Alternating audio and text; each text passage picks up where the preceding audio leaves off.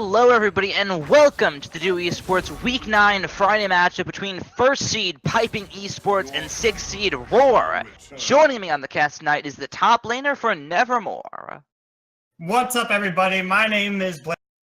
I'm glad to be here with Blaze, my co-host. Thank you very much. I'm going to take over the stream, just saying. That sounds like an excellent game plan. How are you doing tonight? I'm actually doing pretty well. Had a great Friday. Chilling now. Got myself some food. Feeling full. About to have a food baby right now. Really great. Sounds great. So, looking at the bans coming from these two teams so far, what do you think we might see in terms of the picks? So, what I'm expecting from either side to actually come out of this, I believe Pipping is going to stick with their old strategy of having their... I believe they have a bunch of tanks on their team. As last time I checked, they did have a bunch of cards. They were engaging in fights pretty well with their two carries. I think they're going to stick to this strategy. But for Rawr, I'm not really expecting much of a change either. But hopefully they're going to be pulling something out of their hats, considering this is going to be really a crucial week for them. And they need to find some light if they even want to make playoffs. Definitely the case. Rawr currently sitting at 9 points, tied with All-One Lane as well. So it's going to be a little tricky for them to try and make plays, especially against Pipping. I think Rawr absolutely love a 2-0, but equally I'd say love a 1-1. Hopefully pick up the tie. And while you were talking about those pick bans, as of right now, Janna Ivern still an option for Pipping. I think they'll go at. Oh, and there's the Zyre Rakan. Very beautiful bot lane. So annoying. So much poke. So much harass. If they can get this bot lane scaling, this is going to be really bad news. Definitely scary. Zion Rakan.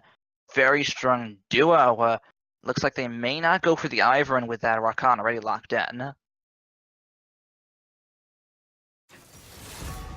I'm actually liking this Anivia pick into Talon. Talon's going to be definitely roaming around the map, but Anivia is going to be causing so much pressure in that mid lane if Talon does go out to that roam and hopefully bring him a little bit behind. Right. Definitely the case. As Anivia, you're kind of set me and you're playing hard to get really because you have to kill me not once but twice effectively because you have the egg passive as well. And if you know that little TP egg strategy, maybe that can work out as well. But this is going to be a little bit of a tricky laning phase in the early stages for Sal. And there goes the Shen pick. Definitely something that is a worthy ban. He TP with his ult and, of course, the summoner spell. Definitely a good ban by Rawr, I say.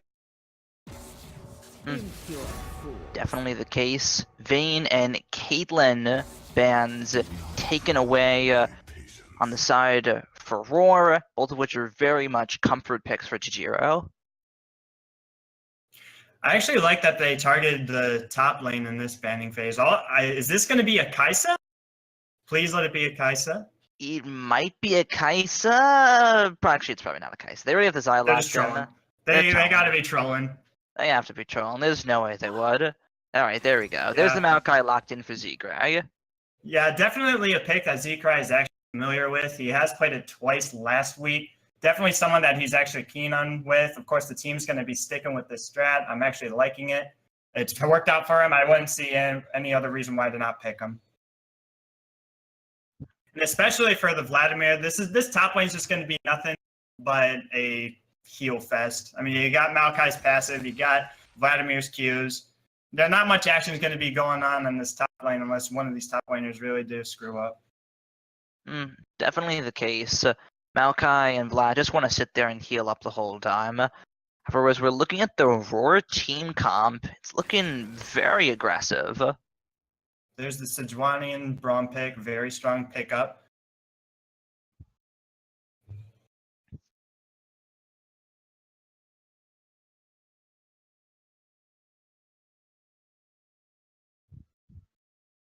All right, as of right now, Kayn being hovered for Blight. I think that's definitely going to be a lock-in as well. We've seen what this guy can do on such a variety of different champions here. We've seen the Ivern, we've seen the Kayn, we've seen the Graves, we've seen the Kha'Zix, we've seen it all, and we're seeing the Kayn once again. Yeah, definitely Kane. Not really too strong in the meta right now, but he is definitely a good pickup on this team. I'm pretty sure he's going to maybe be going a little bit of that red Kane right now. He could go blue Kane here because I do have a certain amount of squishies. Vladimir can be squishy at first, but until he gets his Qs off, that's when he really becomes tanky. But if he's able to delete that Jinx, if he's able to delete that Talon, it's not really going to matter much. But I'm definitely seeing a red Kane in this matchup right now. Absolutely. Looking at the team comps so far, who's you liking more? I'm actually liking Pipings a lot more than Rawr's at the moment. Sure, Rawr does have some engage with Sejuani, and then you have Braum to back it up.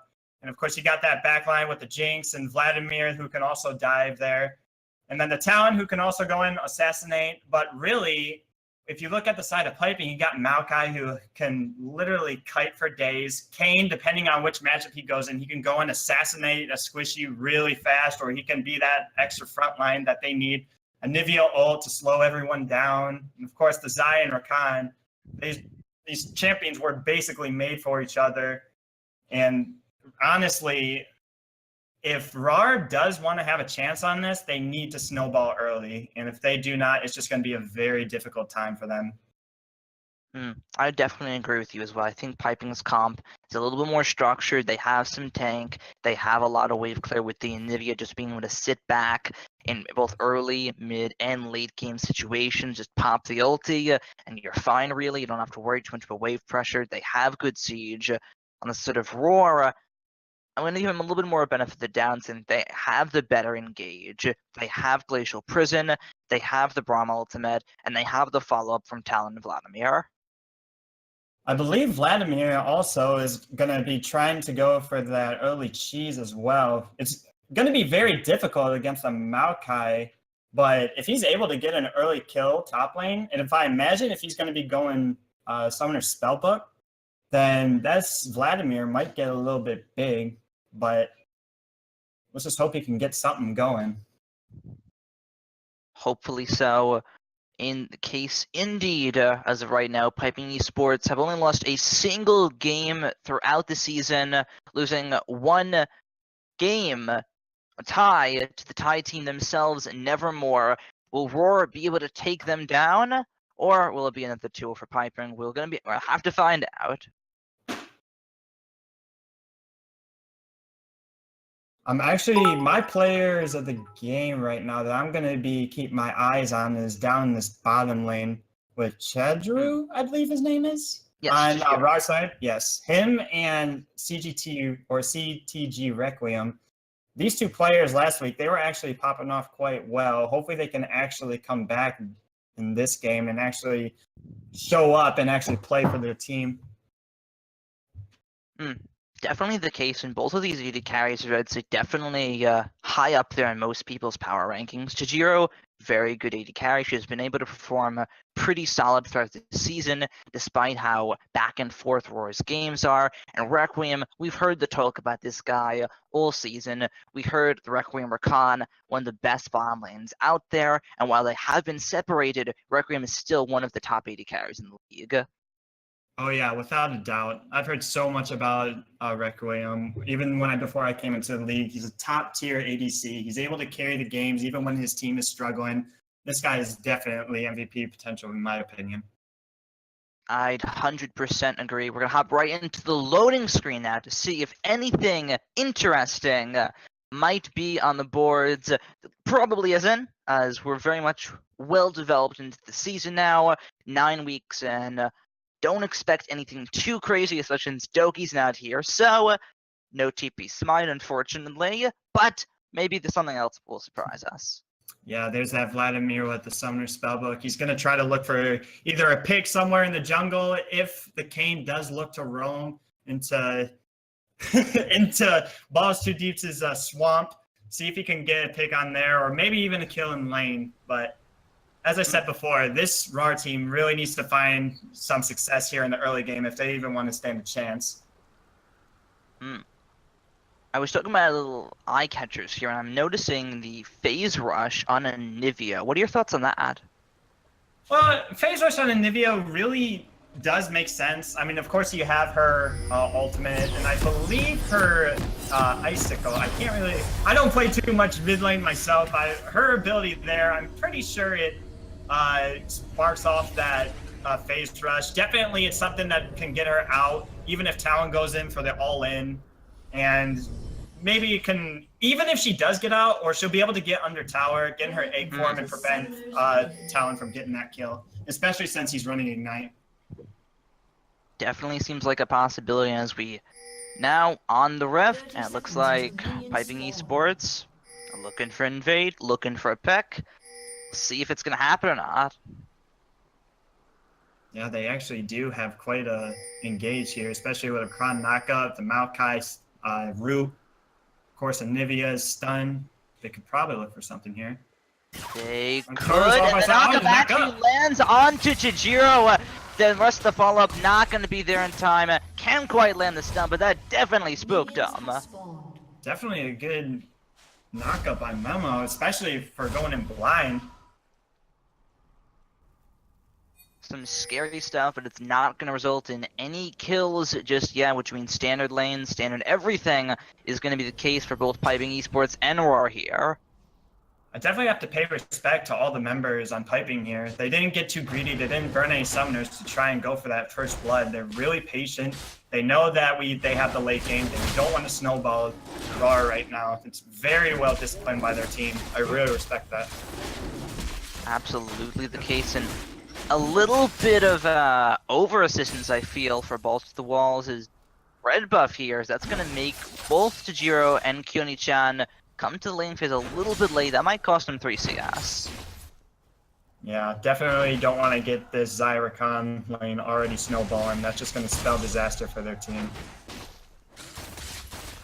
Definitely the case. And while we're checking stock of a few things here, let's talk about the mid lane matchup a little bit more.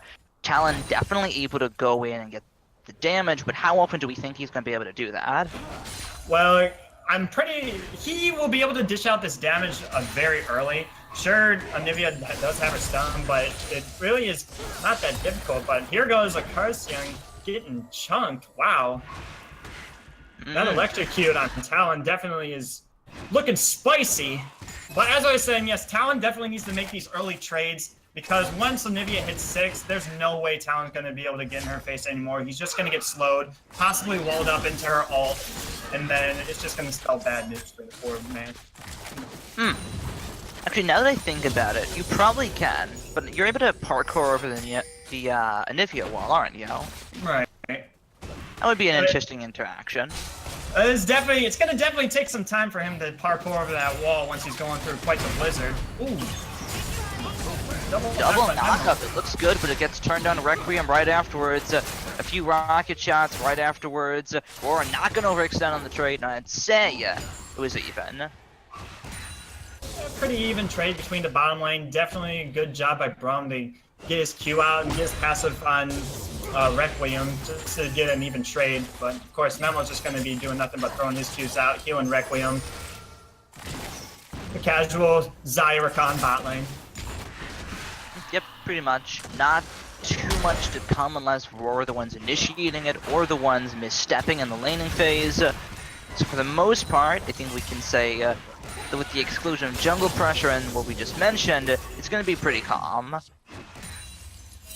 Actually, very surprised with the junglers here on this point. Both of them actually getting both river scuttlers, and not really either of them going for an invade to get some vision down the track where the enemy jungler is at. Yeah, actually, looking up top lane, Zigray taking the worst end of those trades. Both junglers are very, very close to each other. Check the mini-map. They're right there. There's the slow.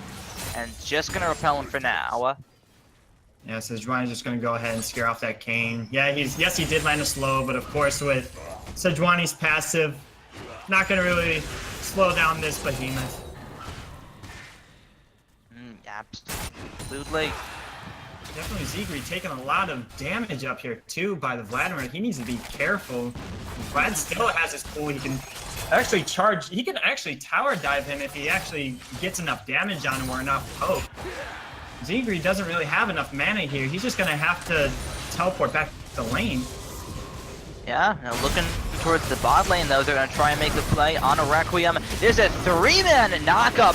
The kill might just be going down in favor of Pipping, and it does. Now in the top lane, it will be Feel My Roar picking up a kill with the Ignite. Back towards the bottom lane, the flash away from this Sejuani. It's not gonna matter. Mimo picks up the kill. Jajira now trying to get the kill back. Zap's not gonna do enough damage, and Mimo does stay up, and suddenly the game does break, and it's a 1-for-3 in favor of Pipping. Yeah, definitely that gank in the bottom lane. Braum tried to go in and get some damage on, but Memo getting a very nice knockup on both the jungler and the support, making Requiem be able to dish out so much damage onto him. Hardly looked like that they were even involved into that fight, and they were just standing there. And especially, as I called it, up in that top lane, Zigri so low on mana, so low on health, and of course with Vladimir's pool and his E, and with that Ignite, he's definitely getting that snowball that he's looking for. Absolutely, and some of the things we didn't quite talk about with the Vladimir-Maokai matchup is the Maokai has mana limitations, Vladimir doesn't, and while I do think it could bite them later on in the game, Feel My Roar has taken Ignite, which is exactly why he was able to go for that kill underneath the turret so early on in the game.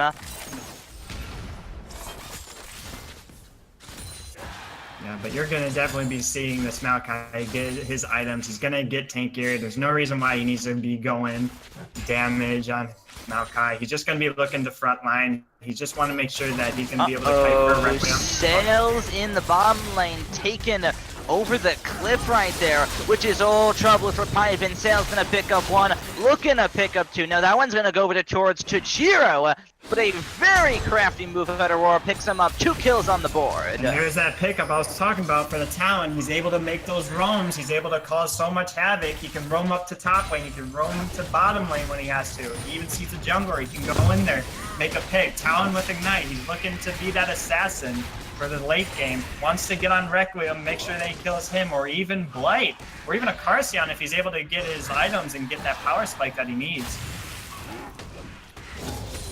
Absolutely the case, and very smart roam. Didn't go down the standard route, didn't just go down the river, decide to parkour over the wall, and there is no way for Pipping Esports' bot lane to get out of that. They were doomed the moment Sail picked that path. What a lot of people don't understand about with this Talon, a way to counter him, making sure that he's not getting off all these roams, is definitely to get some vision secured. Now that they've seen that he was able to roam, they know that he's able to make these plays. They're going to definitely be getting the vision now in that river, and definitely in their side of the jungle. Definitely the just case. Taking so much poke here. Ooh. Yeah, that is hurting him a lot, and CS differential as well, 57 to 44, 8 minutes in. Not too much, but still definitely something worth pointing out. And of course, Maokai is going to be going with that Spectre's Cowl, making sure that he's actually getting some sort of sustain even from all this poking, making sure that he wants to stay in lane as long as possible. And just, there's not much a Maokai can do against a Vladimir who can just come up to you and just poke you with his Q constantly. And already with his Summoner Spellbook, he has his Ignite. Rawr's really getting a little bit greedy. He knows that he can try and 1v1 him. Yeah, definitely the case. Actually, decides to step up for the most part on that. Takes the worst end of the trade, and it looks like so far. There's the jungler indeed. Sejuani going this one. There's a stun. Locks him in the wall right there. Glacial Prison ultimate. Z-Gray's gone on this one. Feel My Roar picks up the kill. Now Blight might be in trouble. A Sail comes up as well. There's the Rake, the parkour, the Shadow Assault, and it is another kill for Rawr. 2 more for them. This is looking really good for Rawr right now. Definitely they're trying to get that snowball going right now. Getting that Talon his kills, getting Vladimir his kills. If Vladimir and Talon are able to go onto the excuse me, Pipping's backline, and they're just able to delete them, Pipping will just have no answer for them. Absolutely, but now the bottom lane might just be in trouble here for Rawr. There's the knockup. It's on to Mimo, who's gonna get taken low and taken out. The last rocket picks up the kill. Now with the Winter's Bite on top of him, there's nowhere for Requiem to go. And 2 more kills for Rawr. Very nice by Rawr. They are doing what they need to do. They needed to show up, secure this early game, tell in Pipping, this is our early game. We're looking to push you guys to your Nexus in under 20 minutes. And they are definitely showing it right now. Absolutely. You talked about the snowball, and if this isn't snowball, then I don't know what it is. That's for sure. They are knocking on the turret here in the bottom lane, and with a Jinx and a mini wave like that, they're not gonna get it just yet. Not quite yet. And it honestly looks like Maokai is going to be going for a Spirit Visage here as his first item. Very smart idea if he wants to at least survive against this Vladimir. But it won't really matter much later when you have a pretty fed Jinx and a pretty fed Talon up your bum. And definitely dealing all the deeps on you. Definitely wants to try to look for some more fun. You know, looking at this, only 11 minutes in, I didn't think I'd be saying this, but if you're on the side of Pipping, what exactly do you do to stop the snowball from rolling? Well, now it's really onto the matters of just playing real defensive. They shouldn't be playing so far up. I understand you have a Zai Rakan bot lane, but, I mean, if you do have that Talon that's going to be able to roam, that Sejuani that has her ult, Zai can only dodge some more abilities, and really. While we're talking with Sejuani's that have their ultimates, there you go, another one popped into an egg and turned into breakfast right afterwards. Blight's gonna try and stop what's happening, but it will not matter. Acarcian does get taken out. They are able to get the trade kill right back. Now Sejuani bolts the wall in trouble, looking to be turned into dinner here. The dinner bell is very loud, and Pipping Esports not gonna be able to pick up the kill. Secret goes down up top. Requiem flashes underneath the turret to pick up the kill. And Pipping, they get the advantage, they get the trade back, and they do get the turret. Definitely a very nice roam by Memo to see that they were going to engage in that fight. Definitely he made a huge impact on that. This is basically Pipping being like, okay, we see you're getting all these early kills, but we're not going to allow you to take this out. They're starting to get the turret lead here. The Super Mega Death Rocket's going to try to clear the way, but Pipping Esports, they say, all right, you let us have one turret, they're going to pick up a second to go on the road. And again, that Vladimir here up in the top lane, definitely getting another solo kill on Zegri. They need to watch out for this Vladimir. He'll be able to come in and do so much damage onto that backline, and he's just going to take no damage. You definitely have to look out for him on the map. Absolutely, and some scary stuff coming in from both teams, but crucially, Pipping have an inner turret. And while sure, Rawr are going for this Dragon, which they are going to get, I'd say 100%, for the mountain, that is a lot of map pressure that's now in favor of Pipping Esports.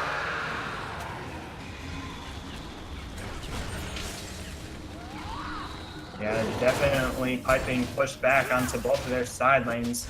Sure, they got 2 of the inner towers from Rawr right here, but they're not going to be causing enough pressure as long as those minion waves are going to be keeping on pushing up.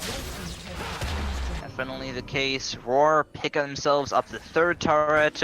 They get the mid lane. And so far, very back and forth matchup. Yeah, definitely Rawr does have the gold lead right now, but of course we know from in the past Rawr can get these substantial gold leads, but they won't know how to just finish these matches. Let's see if this is going to be the same case, or if they're able to say, yep, we have this match in the bag, we're going to end it. Yeah, absolutely, and as of right now, Rift Herald's up. You think Rawr should go for it? As soon as they establish enough vision right now, definitely Rawr. Well, Vladimir actually might be caught out right here. Might be in trouble. There's the quickness, there's the knockup. Feel my Rawr taken very low from this one and will get taken out as Blight picks up the kill. Definitely a good shutdown, and definitely Feel my Rawr caught out playing so aggressive up there. Definitely something that Rawr did not need to go into their favor. And definitely they can start up the Rift Herald right now. Uh-oh, but that's it. Dead Mimo, if I ever saw one. It's 3 abilities from Sale picks up the kill. And now Zegre might be in trouble once again. There's the stun. There's the rake, the parkour over the wall, the traps from Tajiro just to secure it. And Rawr are absolutely reading Pipping like a book. Yeah, definitely. All their vision placement they have out on this map, they're able to see where each player from Pipping is going to be going before they even think about it. Definitely an improvement, I think, from Rawr's part right here. I'd agree. Now Blight might be the one troubled here. He gets stunned off the exhaust onto Requiem. He might be able to pick up one kill for the road here, but he has a Talon and a Sejuani right on top of him. Nowhere to go. Death Rocket picks up the kill out of Tajiro. Acarcia now having to run on the back end as Nino gets hit by the zap and the red buff. They will be able to back off, but Rawr are able to get even more for the road. Yeah, you can see that snowball definitely coming into the factor right here. Definitely putting so much pressure on the map against Pipping right now, and really, Pipping are just looking like they're all over the place at the moment. They're just getting caught out left and right. Each player dying to just them being out of position. Yeah, definitely, and this is looking like a very different Rawr from what we've seen the past few weeks at least. Very controlled, very calm.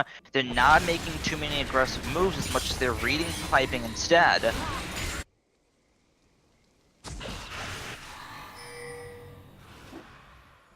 Vladimir actually needs to be a little bit careful here. He does have vision in the river though, but they do not have much vision in the enemy jungle, except for that Warren Ward in their bottom top jungle.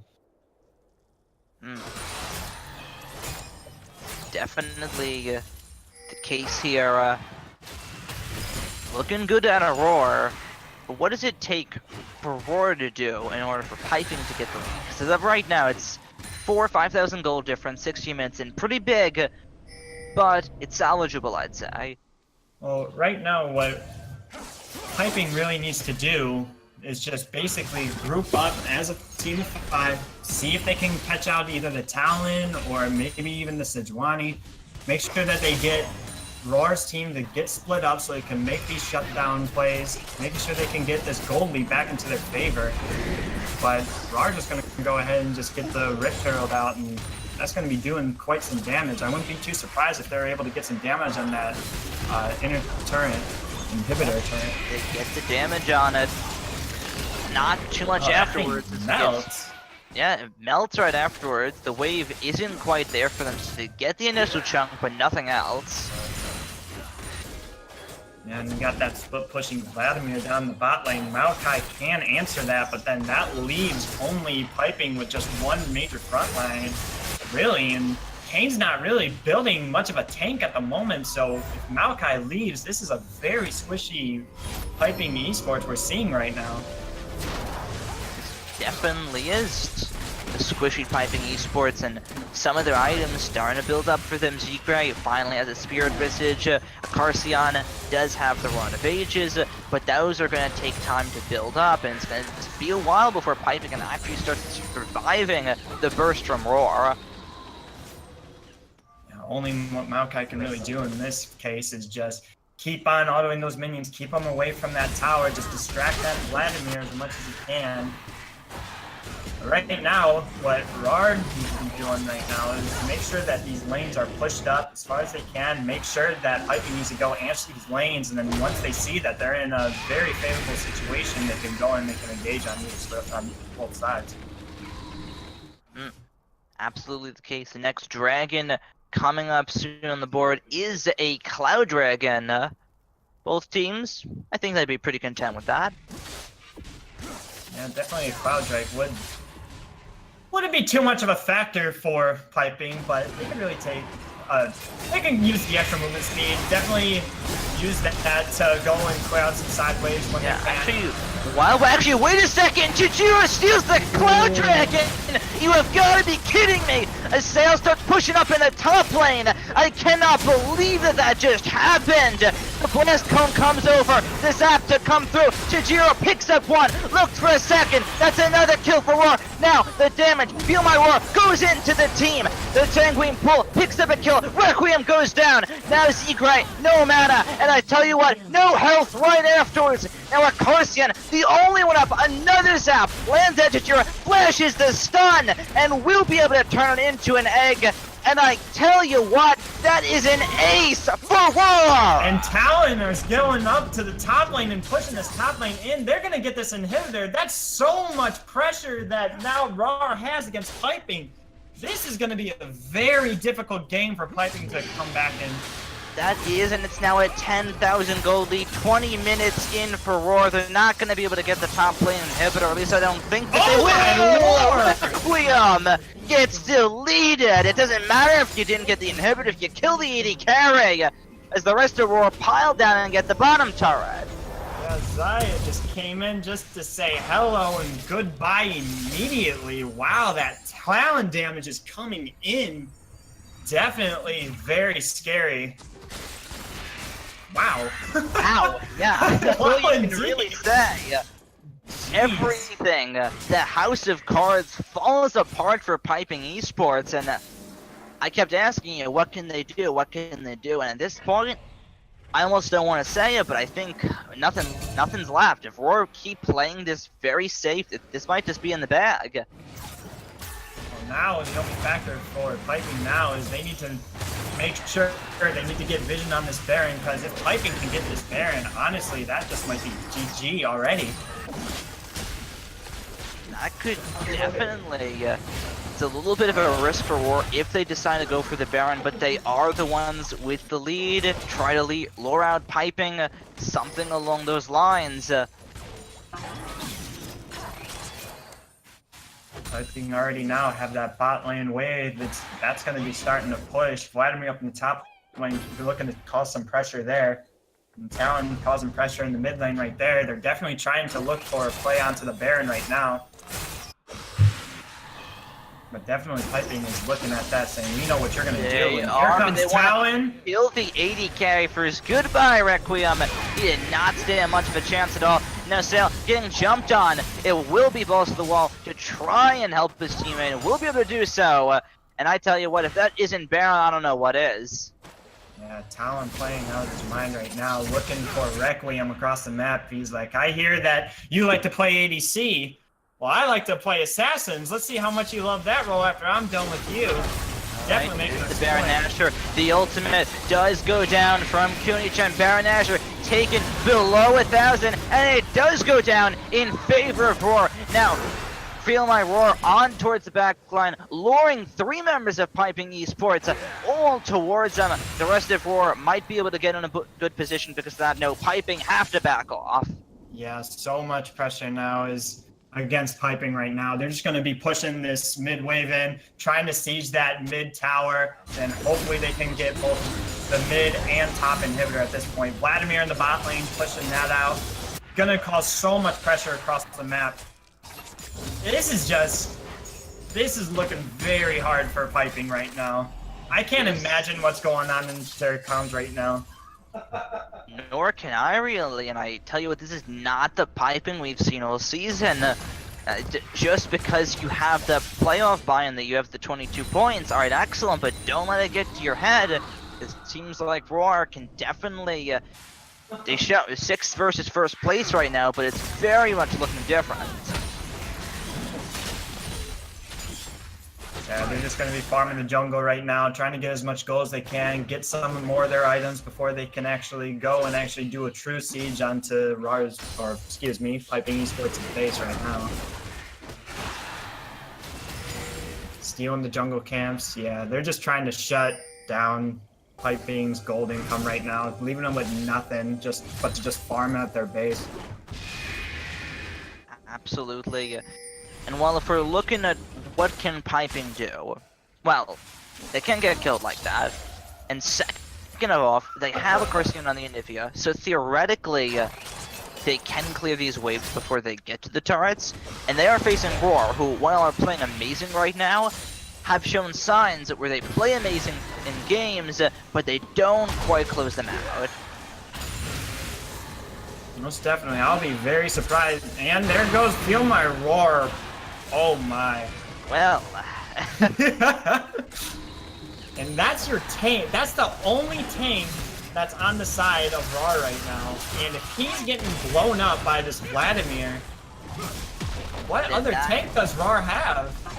I mean, everyone else is just going to get blown up by this Vladimir. And as I said, if he gets that scaling in the early game, he's going to be a massive problem. And it is showing right now.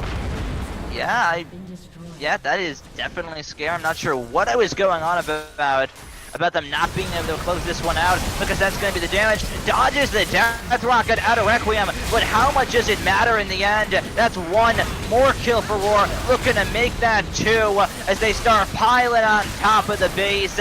Egg, breakfast, dinner, doesn't matter at all. Another kill. Secret on the respawn, goes right back to the fountain and gets taken out. And 25 minutes in here, Rawr, in convincing fashion, are going to take out the #1 seed, Pipping Esports. Very clean game by Rawr. They knew what they needed to do. They knew they needed to come into this early game, get as much pressure onto Pipping as they could, and they certainly showed it here. Very impressive by Rawr. Absolutely crazy stuff. Walk into this matchup. Most people thought, hey, Rawr, they absolutely love the 1-to-1, but people are thinking Pipping had this, they've had a little season, and suddenly, Rawr, they say, no, we're not going to let that happen. They pick up the convincing game 1, and let's look at those numbers. Wow. That's...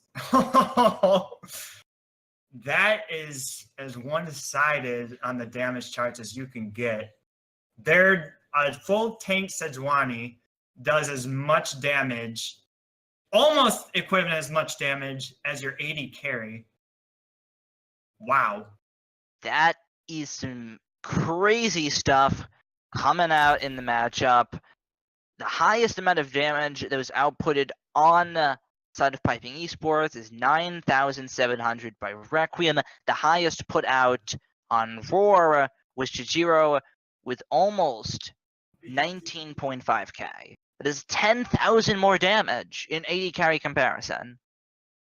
Yeah, Chijiro is that other player to watch on Rawr's team. Definitely was able... He didn't... I don't believe he even died that match, did he? No, Chijiro, she did not die at all. So it was a clean 906 performance. Excellent stuff from Kyoni-chan, only dying once as well. So a great thing out of the entire Rawr squad, but definitely out of the bottom lane as well. Definitely Fear My Rawr, able to cause that much pressure up in the top lane, able to take care and make work of that Maokai. Able just to be like, what tank? Are you supposed to be a tank? I'm not sure you are, mate. But let's take a quick look at the self-mitigated damage here.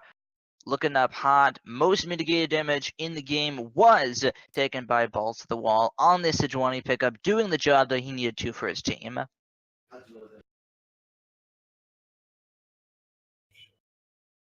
Yeah, Sejuani and Maokai definitely not surprising there. Topping the charts at that self-mitigated damage. They're both the tanks, able to do their job. Of course, Braum coming in third, and Kane being the semi-bruiser tank.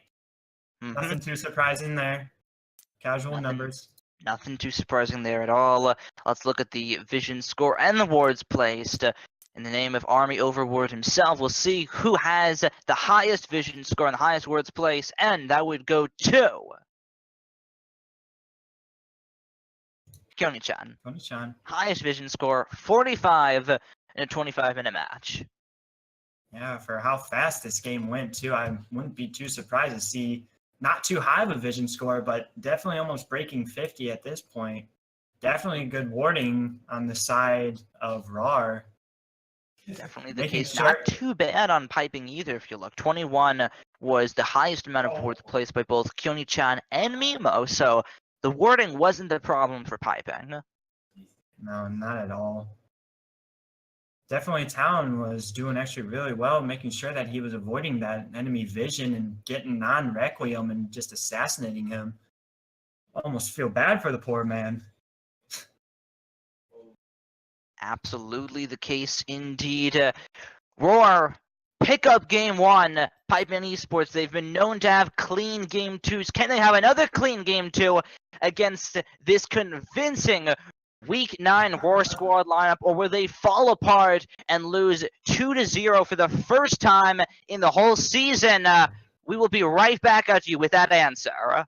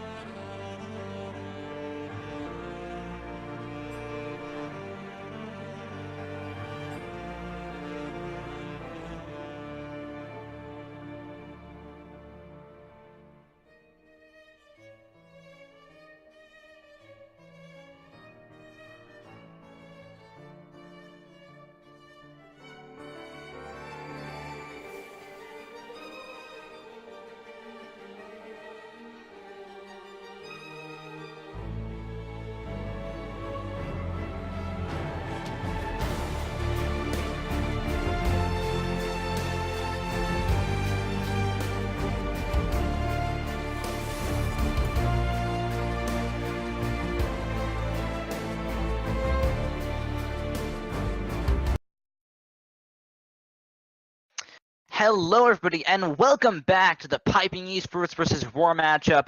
Game 1, Piping Esports weren't quite looking the same. Rawr looking like a whole new team here. Will they be able to do it again? I say if they stick with the same strategy as they went into that first game, then I believe that Rawr can actually 2-0 the #1 team right now in the league. That's a scary possibility, and definitely when you come back from a game like that, I'd imagine it's very new for Piping, because Piping are always 2-0s. They don't have to worry about, wow, we lost the last game, what do we do? And you don't, as a result, you don't see massive pick ban adaptations out of Piping.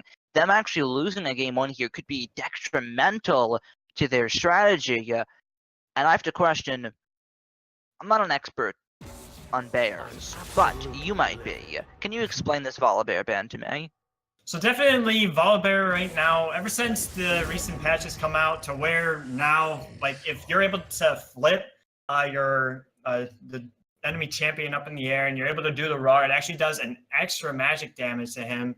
And for him to actually be doing percent health damage on his W once it's fully stacked, it's definitely making him a real threat actually in the jungle or even in the top lane, where I've seen in some games where he was pretty darn aggressive and very surprising.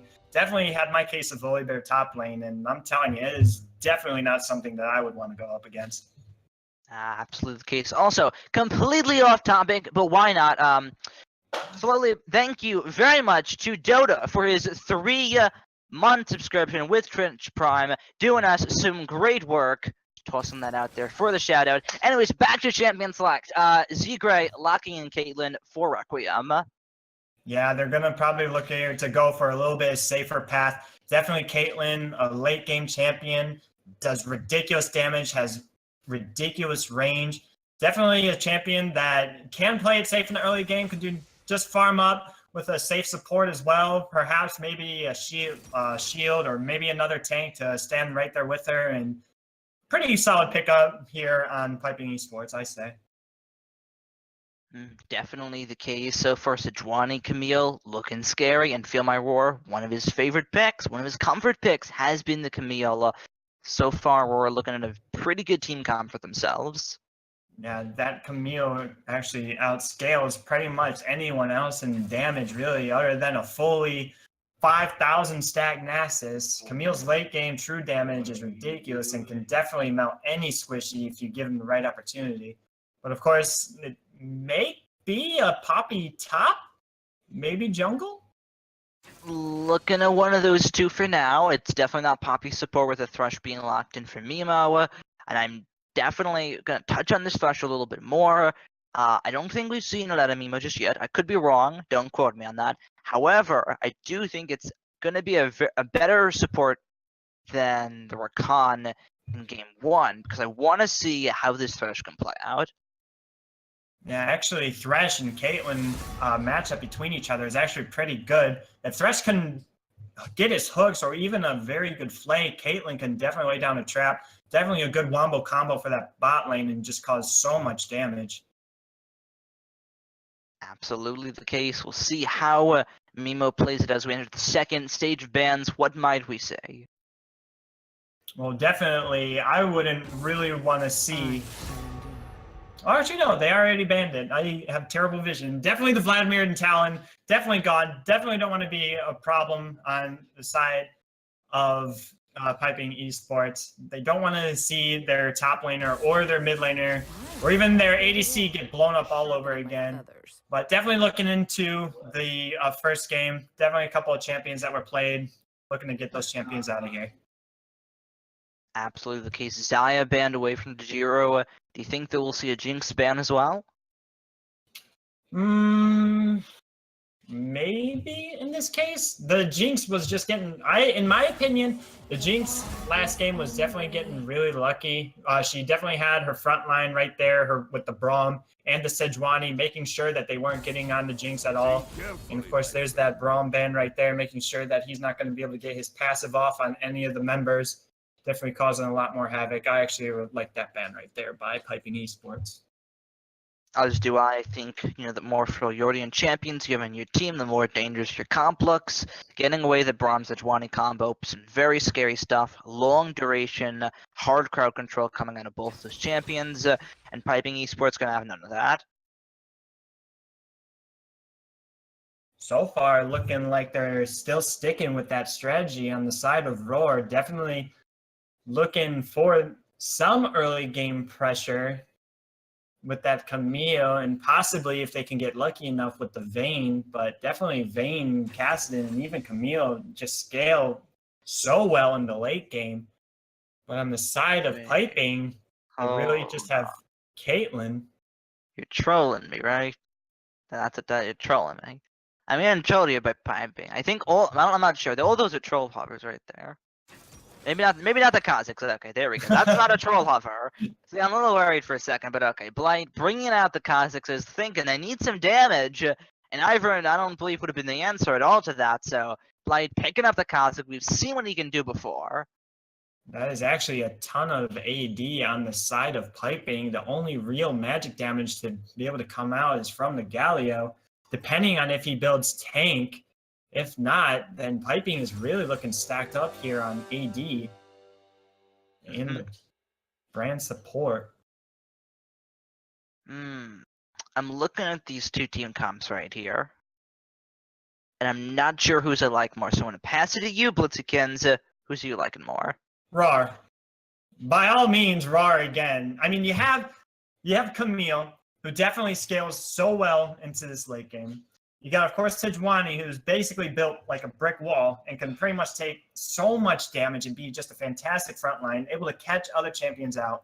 Cassidy, who has his roaming potential, can either roam up to the top or roam into the bot lane, cause a little bit of havoc up there, at least probably burn a summoner or two, or even get a kill secured for himself or definitely for his bot lane. Vayne, who just destroys tanks in the late game with her passive for her Silver Bolt. And then Brand, who just causes so much AoE damage. This is a very, very cancerous looking team comp on the side of Rawr.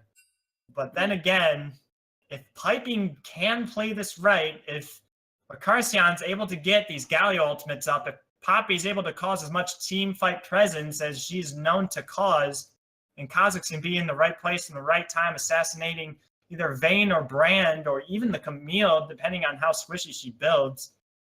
But right now, this is looking really favorable for Rawr at the moment.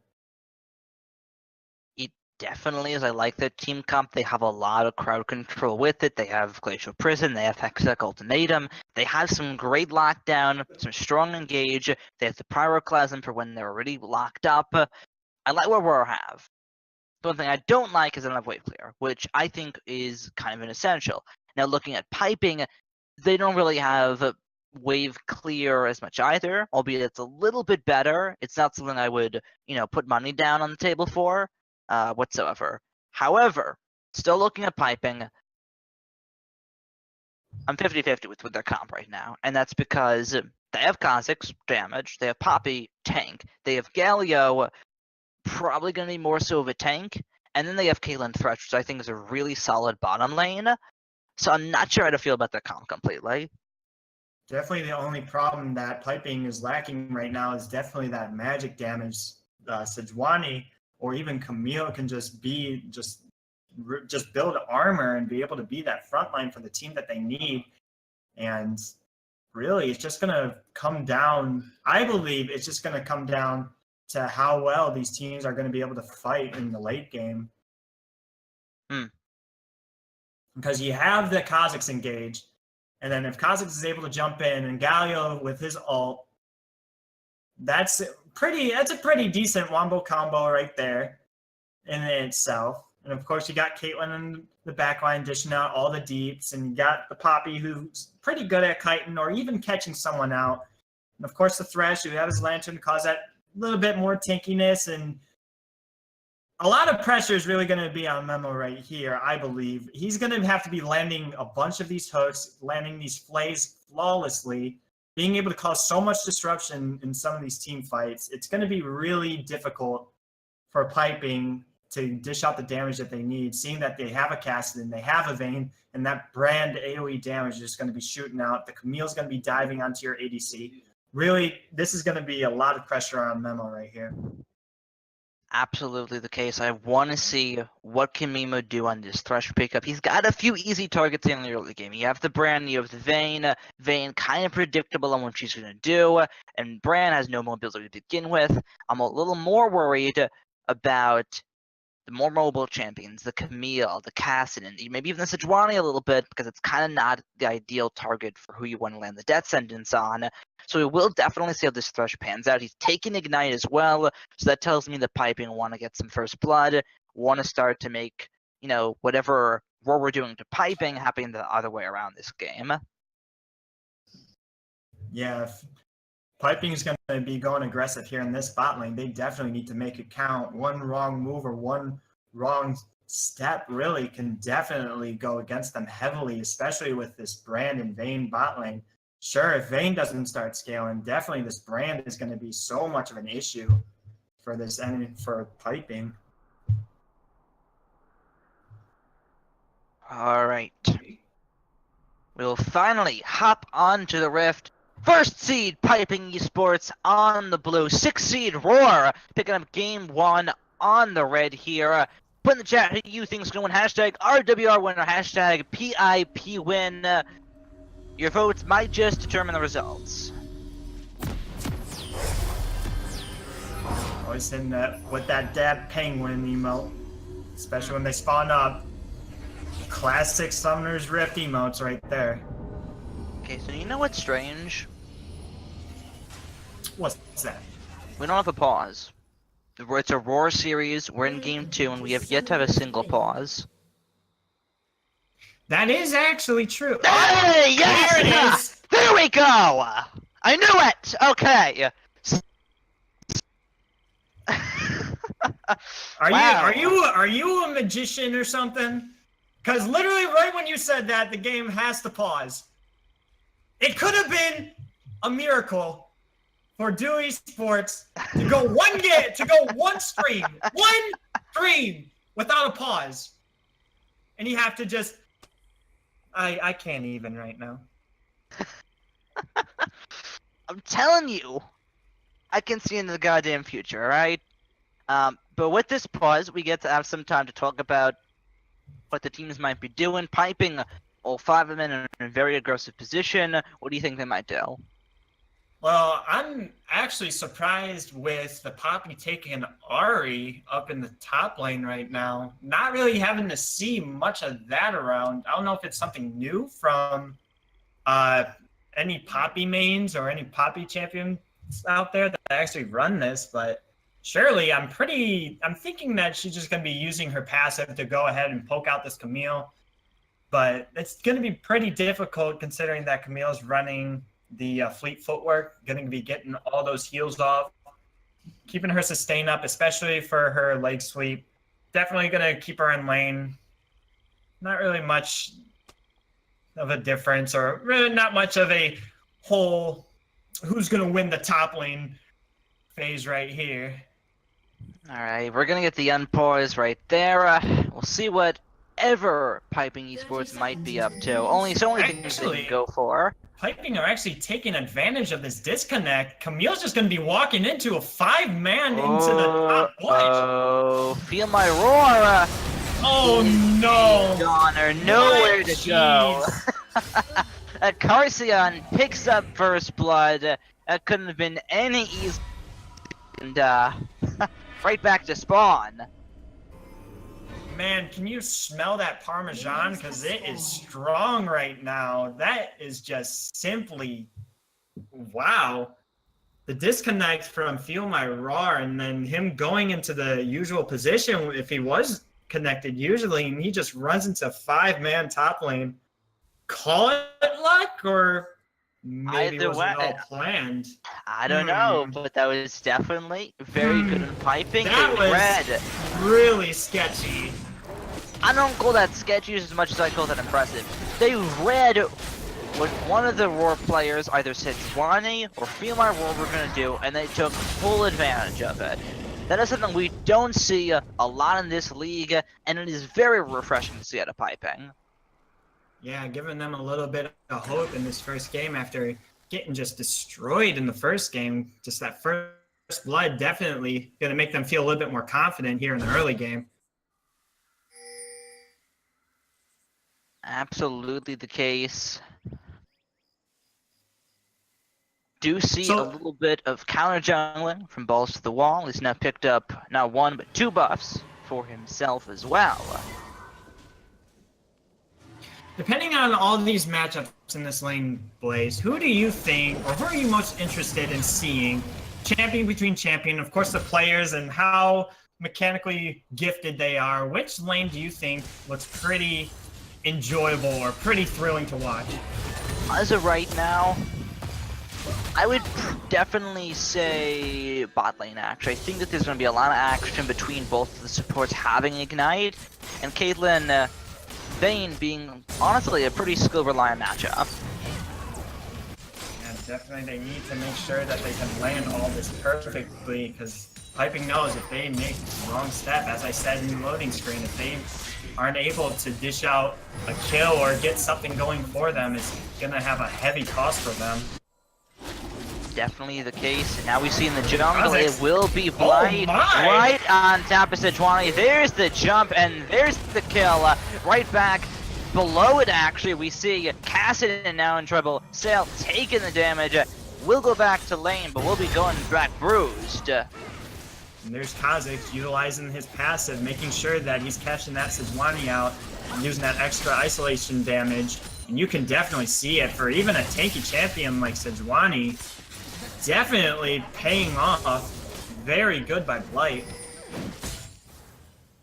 Yeah, absolutely. Some very good stuff coming out of Piping Esports this time in the early game. They pick up 2 free kills, both of which are coincidentally in just about the same spot. In fact, make sure he's getting a little bit of damage up here. Trying to self-mitigate it, making sure that he's able to stay in lane against this Poppy. She's definitely tanky. Oh, wow. That is... This is going to be a bit of a rough Sejuani time for Balls to the Wall here, losing a bit of his camps and a lot to Blight. So far, some excellent jungle pressure coming out of Piping Esports.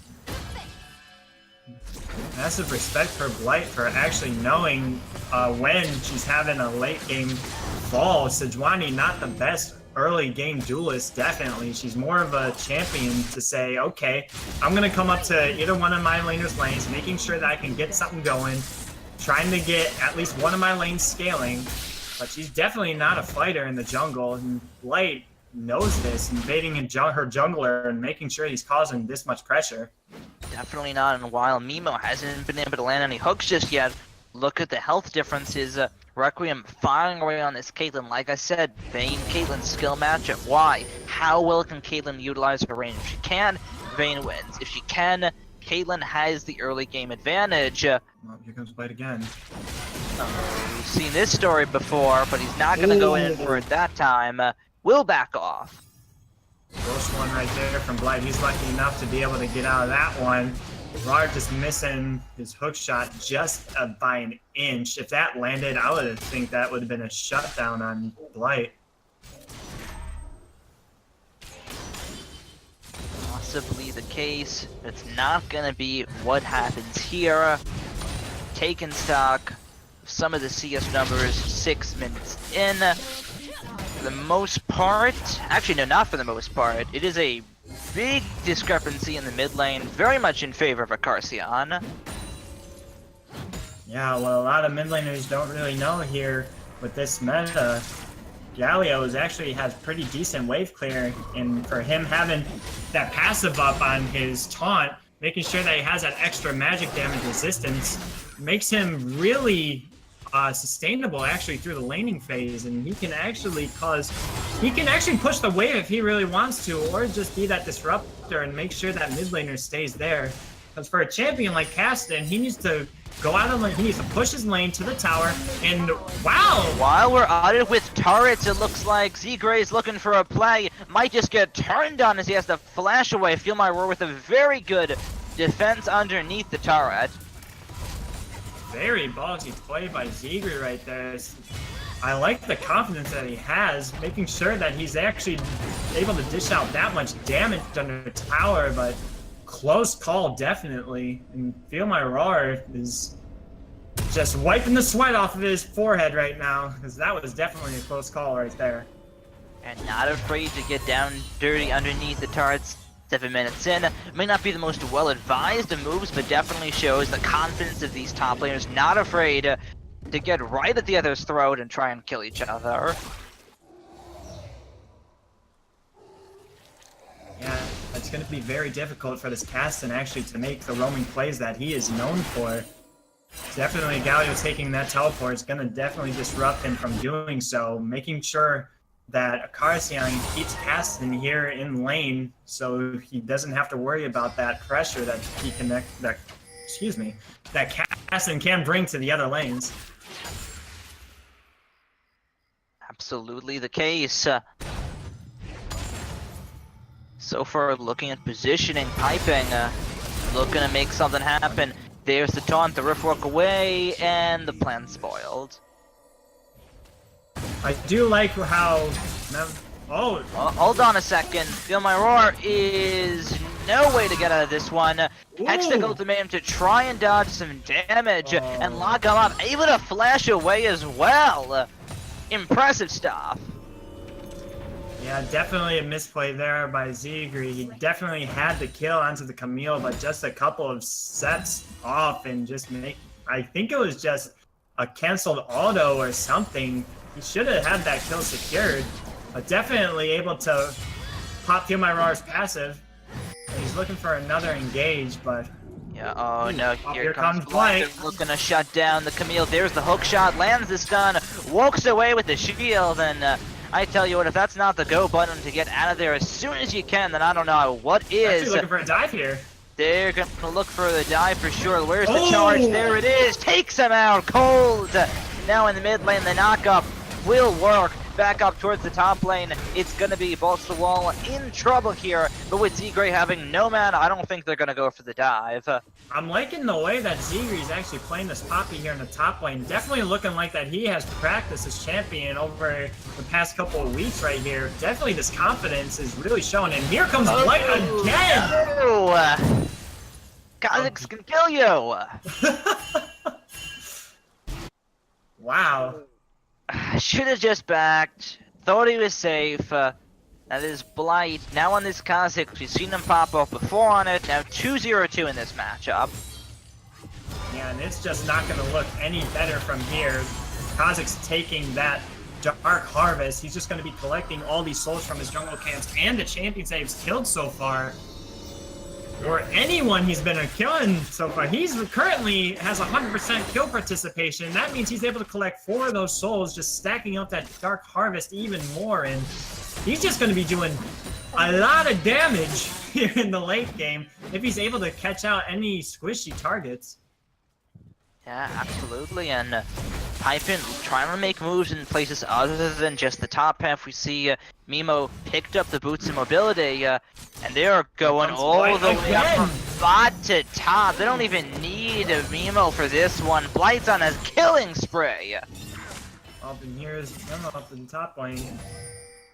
Definitely roaming around, having a lot of confidence here, making sure that they don't need to stay into the bot lane to just make plays happen. I like the roam that Memo's doing right now.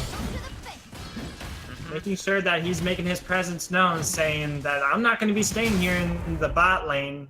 Keep your eyes out at our laners, because I'm going to be roaming around looking for some flashy plays here. Definitely the case. So far, things going a little shaky for Rawr on the top side. However, the bottom half, where I expected a little more to happen, it's actually been very calm, and it's just about even, I'd say.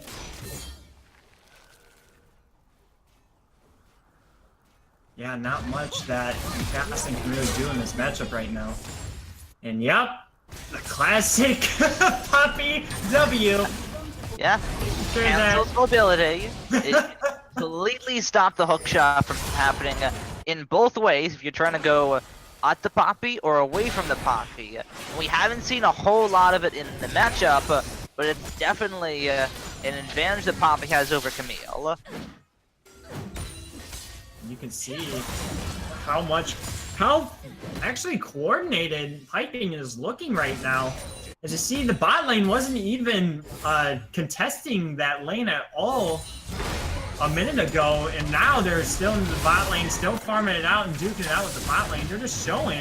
And what in the world? They're gonna try and recover on the top half here. Z-Gray, no mana, gets hit by the stun. Hextech Ultimatum and Arctic Assault right on top of him. And that will be the kill, going over to the jungler. Z-Gray gets taken out. Yeah, definitely looking for something across the map. And balls to the wall going up to help feel my Rawr.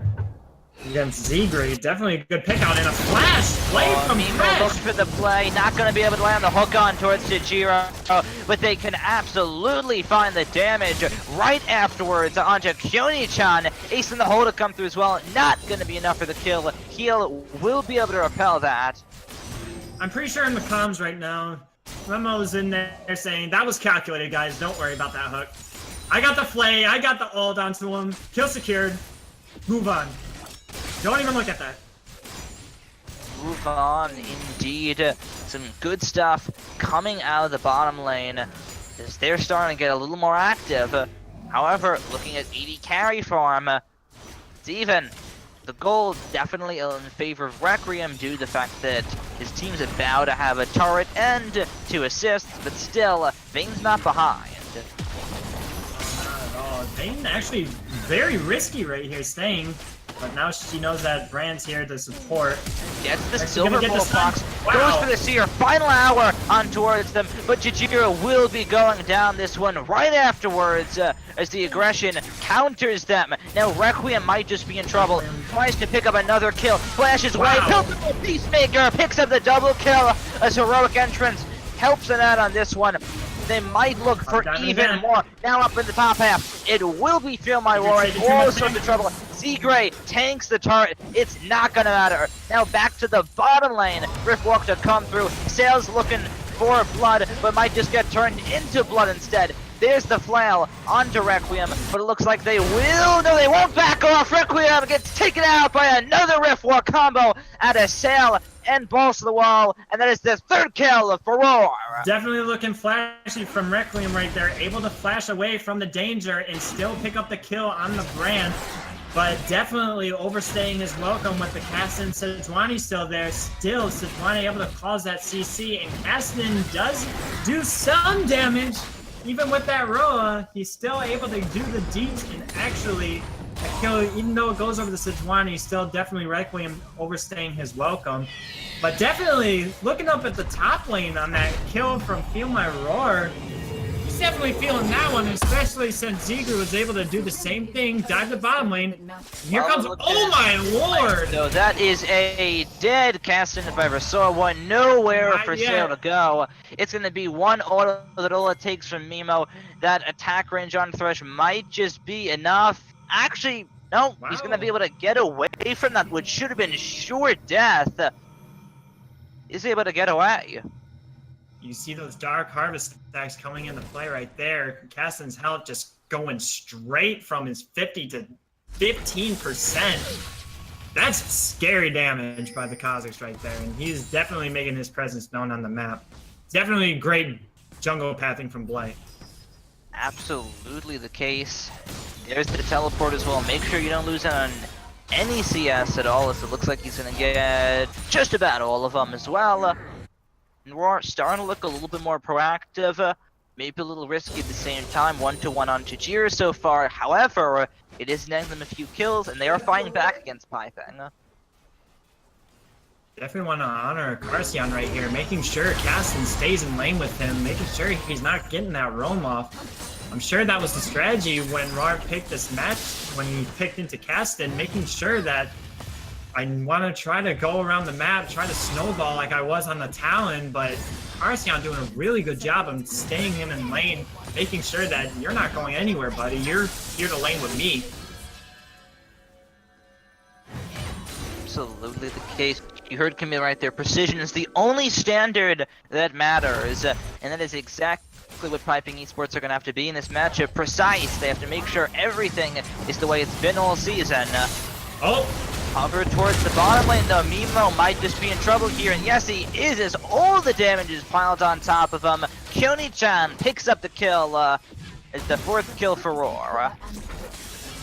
Yeah, the jungler and bot lane wasting their ults just to get that 1 kill onto the Thresh. You can take what you can get, but I guess I consider that a worth, but definitely over aggression on the side of Rawr to pick up that kill. But like I said, take what you can get. Over aggression. Goodbye, Chijiro, as Blight picks up his 6th kill of the game. Up towards the top half. I don't think that's gonna go anywhere between these two. We'll see if it does or not. They're gonna back off, call it a deuce, and walk away. What's also scary about this Kha'Zix pickup is, if nobody knows about this, now if you upgrade Kha'Zix's ult, you can actually go invisible once you enter those bushes, which practically make Vision Wards just unreliable pretty much. And sure, they can have Vision Wards out there, but it's only going to catch you a slight glimpse. Yeah, definitely the case now. Blight looking to go in on towards Sal. They may be able to find the kill on the cast. No, they won't. Rift walk away. Basically a free flash up every few seconds, and Sal not going to be dying just yet.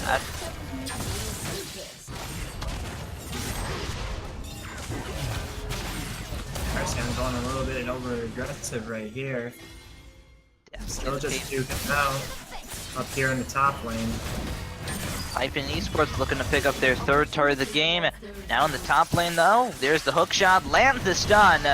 They're both at very low HP on this one, but it is going in favor of Zigray. That very tanky Poppy dodges the death sentence, but I don't think there's any way for Field Rawr to get out of this one. There's the hook shot towards the wall. Here's Tajiro. That's a freaking gem against the wall, but Zigray is too tanky. They can't go from him. Everyone's out of position. Is on the wrong side. Final hour pop. There's just going to be 1 shot onto Blight. Glacial Prison. There's a second. Blight's gone on this one. Gets shut down by Kyoni-chan. The invisibility that comes through as well. Chijiro doesn't go down as Ace in the Hole gets blocked. A double kill coming in for Kyoni-chan. It might just be a triple kill. No, Chijiro picks up another kill as it's now 10-7 on the board. And there's Pipping getting out of position, and as you can see, actually, Rawr definitely has that team fighting advantage. Bran with his AoE, of course, Vayne doing the deeps, and Camille just causing so much disruption in this team fight. Looking just... That was a monkey fest, in my opinion. That was. I don't think it's over just yet. Kyoni-chan takes the turret and goes down right afterwards. Mimo picks up the kill and picks up the red buff. Speaking about Monkey Fest, did you see that flash by Kyoni-chan trying to dodge that Camille? I don't want to. Let's not talk about that. That was to try and block the Ace in the Hole, which was already blocked since Sejuani was standing right there. But hey, A+ for teamwork. That's what I say. He was thinking that the Ace in the Hole was gonna go over Sejuani. He was just trying to look out for his ADC. Was all. Not gonna harp on him about it too much. He's just doing his job as a support. Just making sure that the AD carry stays alive at all costs. I like it. Just that's what happens when you add teamwork plus teamwork and it goes overboard. That's the result right there. Totally.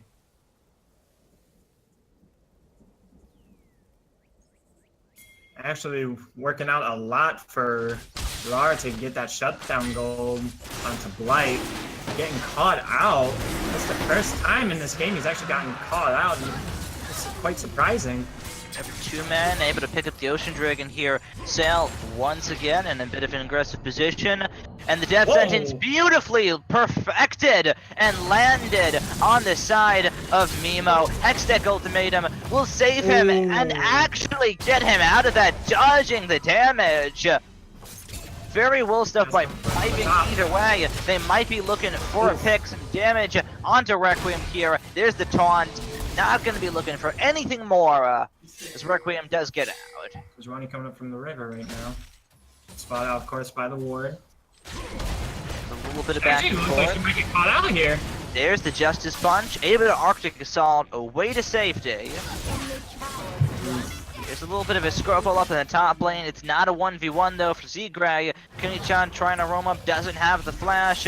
Hookshot up in a few seconds, and okay, that happened. Now in the mid lane, Pulse the Walls gets hit by the Justice Punch, has to walk away from that one, and we're not done in the top lane just yet. They stun each other, and now the damage right on top of them. They take each other out as the supports pick up the kill, and now it might just be supportal combat if they're able to chase each other down. One more Seer would be able to do it, the straight line skill shots right there, but the range is not. So the supports both stay alive and see another day. Zigray, of course, is being a little bit overhyped right now. Able to at least shut down this Camille early game. Having a little bit too much confidence, overextending, and of course you're gonna get caught out by anyone who wants to come up. Has to play a little bit safer now that we're getting here into the... Now that we're in the mid game and heading into the late game, you can't be getting caught out like that. He has to be sure that he has to play a little bit safer now that we're heading into this later stage of the game. Definitely the case, and we've seen what's been working for both teams so far. We've seen Blight on the Kazakh's pick doing work for his team.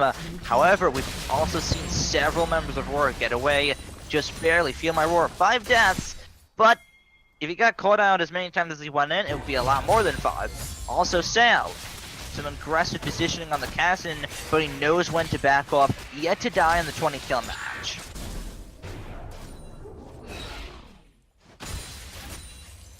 Each team looking like they're going to want to prioritize Baron right here.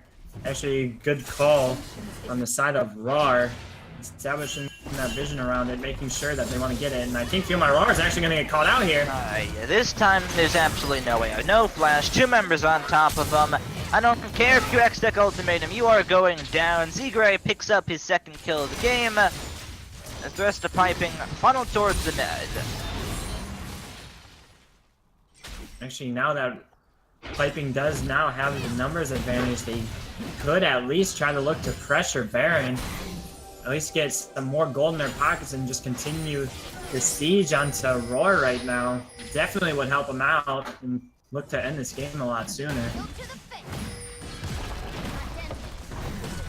Definitely the case here. Zigray knocking on the top lane turret. That could be a really good initiation coming in for Tajiro. Safe in the back. The flash away to come out from Mimo as the rest of the positioning might just go south. Flash. But Mimo will be going down here. Feel My Roar picks up the kill. 13-9 on the board here as the rest of Rawr and Pipping look to back off. It's just the 1 death on the support. Unfortunate for Memo looking to get caught out. Unfortunately, didn't have flash up. Got stuck into the red pit. Of course, he goes down and... Might not be over yet. Jungle fights favor Rawr on this one. Glacial Prison could do a lot of work if he wasn't dead. Wow. As Shajir gets taken out, and Pipping Esports hop around, play hopscotch with Rawr, and pick up 4 kills for 0, and that might just be the Baron. A Carcion blowing up the vein there. Surprisingly, that damage was looking ridiculous. Very well played by Carcion right there, making sure to make the ADC not involved in teamfight at all, and that's just a free Baron for Pipping. Very well played by the team. Yeah, very much, and that is, if you're on the side of Rawr, kind of what turns the game in favor of Pipping. An 8,000 gold lead, just about, for Pipping Esports, and I tell you what, if you're Rawr, that's going to be very tricky to work around. All Rawr needs to do right now is, of course, now that Pipping definitely has the Baron, they're gonna look to ward around, play defensive, make sure they can actually hold the sieges, wait for that Baron buff to go out, or at least when they establish the vision that they need, look for a pick and see if they can turn this around and get some extra gold back in their pockets. definitely the case here. 17-9. However, the turrets are very deceptive. 3 for Piping and 1 for Rawr. So honestly, neither team has really started knocking down these objectives, even though we're 26 minutes into the match. It's been mostly just pick city here for inside of Pipping Esports right now. Not really too focused on objectives. Yes, you do have a dragon. Yes, you do have 3 towers, but not going to really matter much. If you got to start slaying those objectives. Start making sure you can secure this win here. Very good block by Ziegler right there.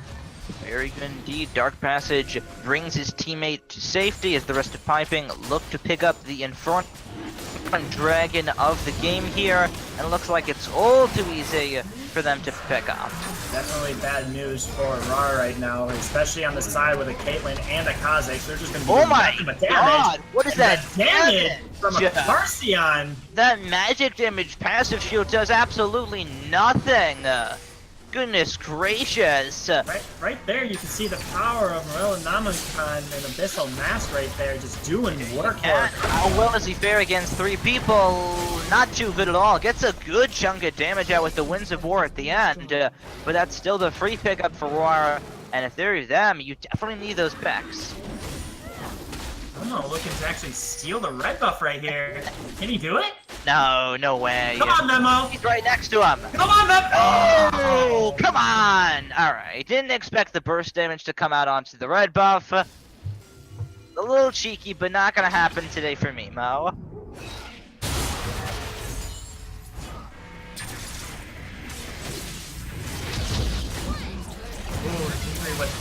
Teleport top lane, not able to save that tower, but I've said it a few times here, but Feel My Roar is dead. At least I'm most certain that he is dead. There's the charge, flash away. The minions not gonna be able to not do the work. The blast going over, and there we go, dead. Once again, you can see Blight overextending, not having the vision in the river or even in the jungle to make sure that he can secure that tower. Yes, you secured it, but at the cost of your own life, and that's not something that they really need, especially for over 30-second death timers here. That's actually gonna be costing Rawr right here. I've just noticed something that I don't want to notice, but I can't unnotice it now. We're almost 30 minutes into Feel My Roar doesn't have boots. Really? Yep, I don't see boots. Sorry. No boots on that Camille. So, wondering why 7 deaths is a thing. There's the ultimate glacial that come through. They're looking for this one, but it might my lord! Big headshot on towards Tajiro. Blight does pick up the kill. Invisibility to come through. A double kill to come through. Ace in the hole to follow efforts. Sale might just be meaning a second death of the game here as Pipping Esports start rolling down the dough. 21-10. A 10,000 gold lead as well as 5 men strong. Go towards the mid lane. Wow, that headshot damage by Requiem. Woo! Definitely working around the team fight potential that Pipping can have with the Galio ult. Pipping might be going for the end here, actually. 30 minutes in, they're going to take out Feel My Roar. 50-second death timer as the next is going to be a focus in a few seconds now. An ace to come through. Tajiro respawns and gets taken out right afterwards. And the same can be said for Joni-chan. Sale, the only one up, and I tell you what, you can't do anything. Goes into 5 and gets taken out. Another ace for Pipping. And while we're able to tie it up, Pipping, they're not going to get 2-0 today at all, and it's a 1-1.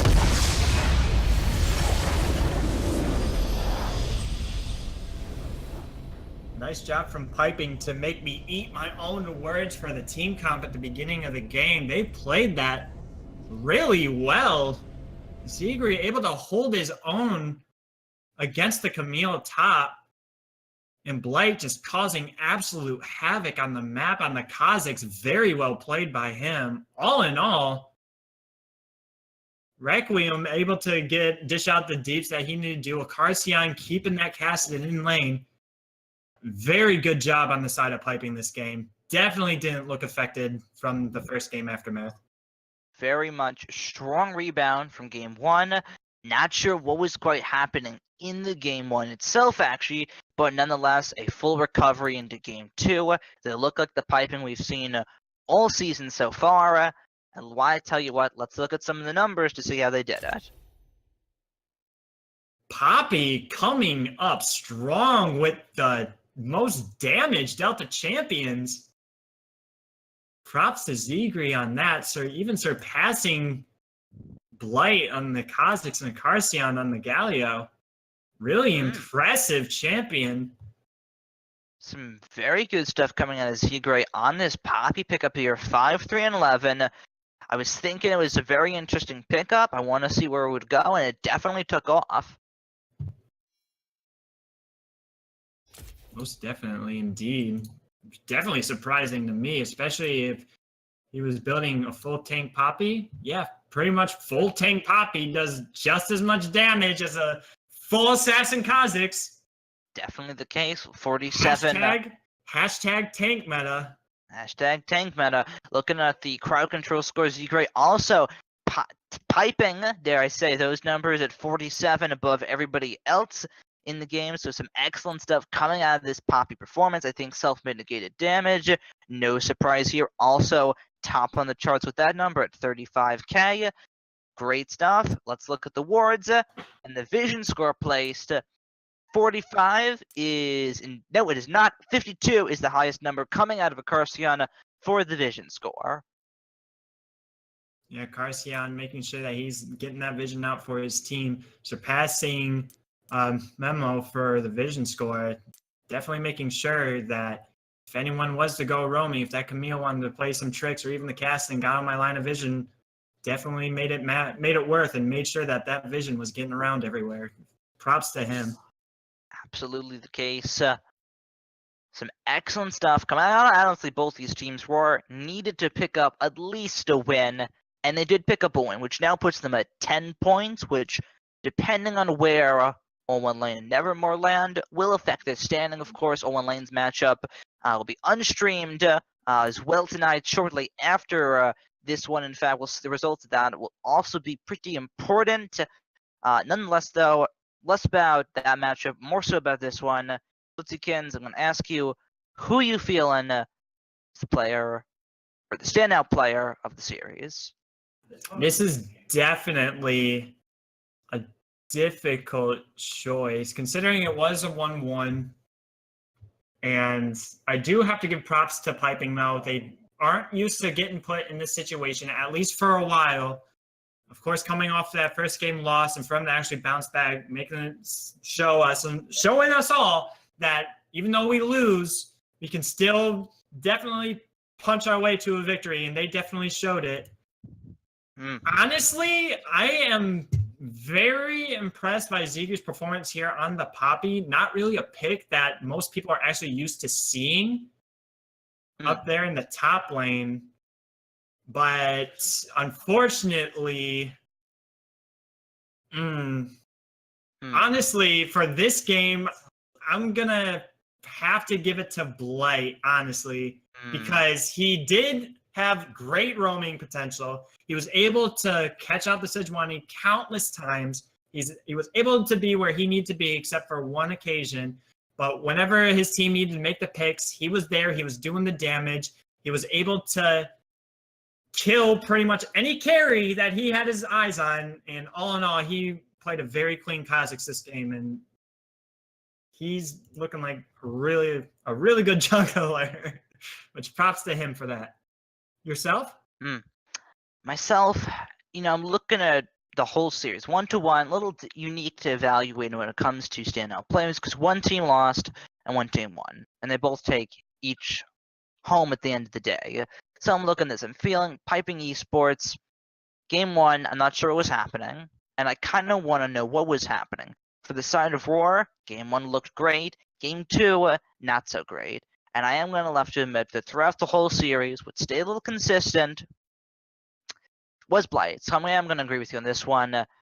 Say the 11-1-9 Kha'Zix performance. We've seen it before. We see it once again coming up big when his team needs it.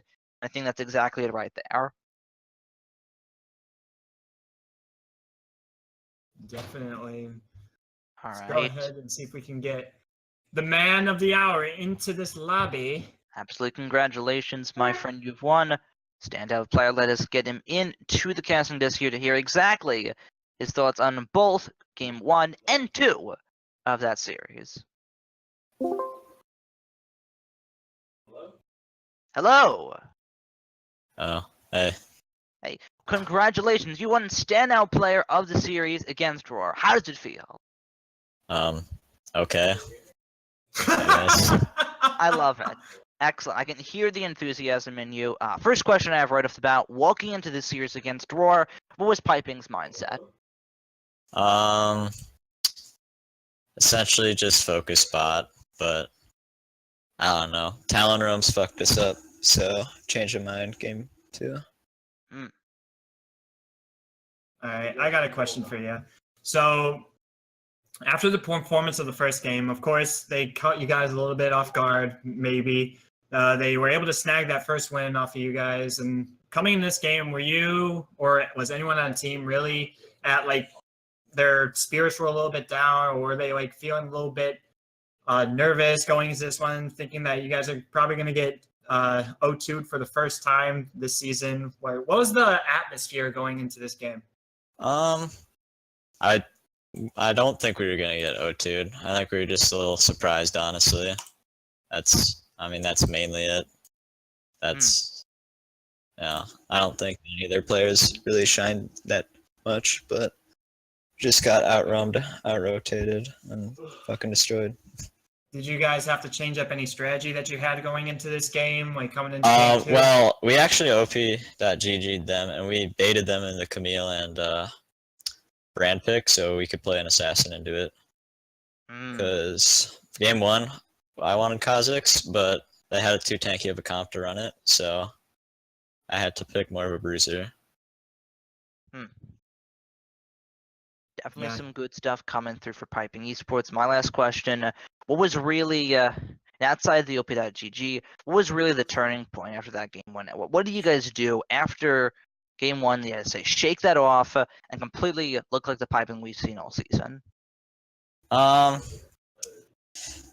don't know. Our practice, we have not played since last week, so mainly we need more practice, but for game 2, the way we switched it up, I think, was just probably cheesing the enemy jungler, setting that behind. She couldn't really do much early game in response to that, because last game she had a lot more presence, but she's kind of scrambling the second game.